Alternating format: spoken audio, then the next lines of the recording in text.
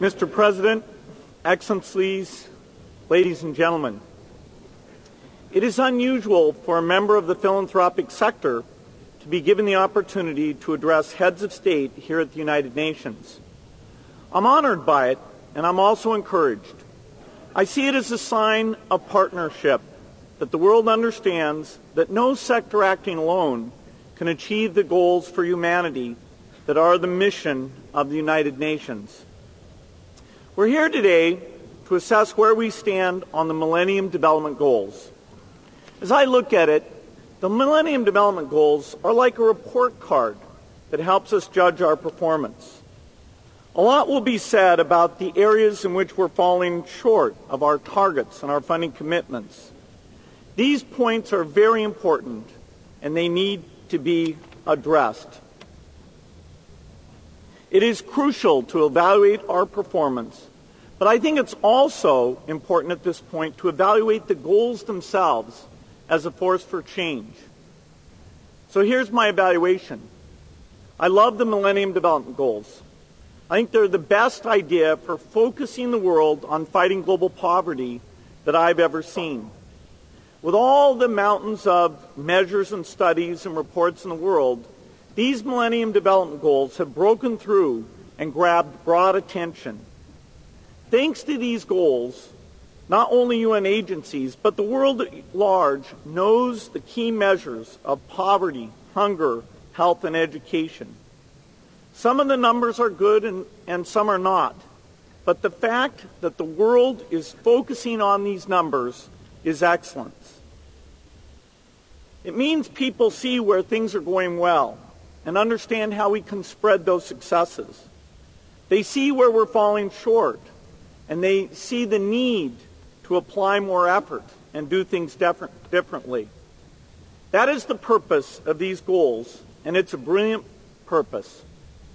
So independent of the individual measures, on the question of raising the visibility of the suffering faced by the world's poorest people, I give the Millennium Development Goals an A.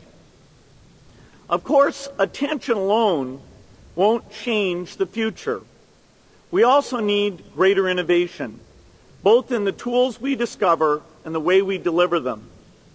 Scientific innovation led to the smallpox vaccine.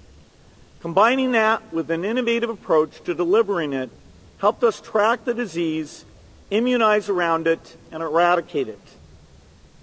Likewise, innovation in discovery and delivery have cut child deaths from 20 million a year in 1960 to under 10 million today through childhood vaccination. Eradicating smallpox and expanding childhood vaccination are two of the greatest accomplishments in the history of global well-being. Today we have new advances in biotechnology, computers, and the internet that will give us the power to solve many more problems. And that's why the future will be better than the past. As an example, the world is working on breakthroughs in agriculture, including drought-resistant maize that can be used in Africa. This would bring dramatic increases in yield to help African farmers adapt to climate change. Researchers are working on new vaccines, including for livestock. The simplicity of developing these means they can be brought to market for just a few $1 million. And by preventing families from losing their livestock to disease, the economic benefits are quite dramatic. Groups like the Medicines for Malaria Venture are coming up with new synthetic drugs that work like artemisinin. In early studies, single doses of these drugs cured malaria, something we've never seen before. So the opportunities for innovation are incredible. And the Millennium Development Goals can guide the search for new discoveries by showing us where innovation can bring the biggest returns. This is their genius, and I'm optimistic about what they can help us accomplish. They can bring together new partnerships, the private sector, the philanthropic sector, and government and UN agencies working in new ways. We need to acknowledge that progress in several areas is disappointing, but disappointing should not mean discouraging. This is the first time we've had the whole world focused on these problems. And so it's not surprising we don't get perfect grades. So I disagree with those who focus only on the disappointment and try to spread around blame. People aren't motivated by blame. People are motivated by success. And we have many successes and opportunities for many more. When the Millennium Declaration was adopted in 2000, my wife Melinda and I would have never predicted the power of these goals to gather the world's heads of state, our governments, businesses, and foundations in a focused effort to fight poverty and disease. And we certainly never expected that 8 years later, one of our daughters would come home from school with an assignment to learn about the Millennium Development Goals. She was especially troubled to learn how many mothers died during childbirth. These problems are going to be an interest and focus of the children in her class and in her school for the rest of their lives.